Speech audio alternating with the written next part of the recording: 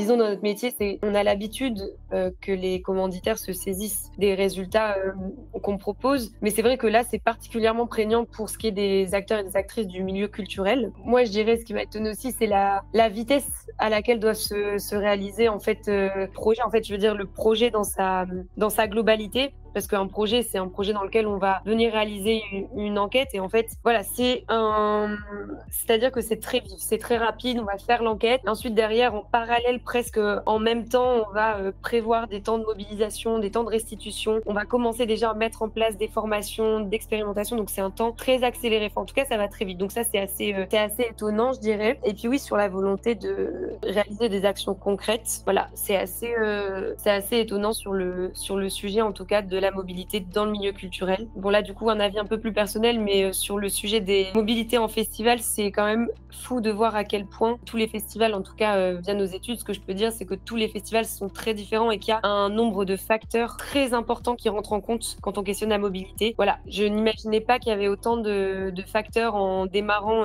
nos premières études il y a un peu plus de 2 ans sur le sujet de la mobilité. Voilà, donc c'est vraiment multifactoriel et c'est pas uniquement une question d'offre de transport, mais c'est pas aussi uniquement une question de choix individuel. C'est pas une simple question non plus de partenariat avec les pouvoirs publics. Il y a vraiment énormément de choses qui rentrent en jeu. Et voilà ce que je pourrais dire sur le sujet.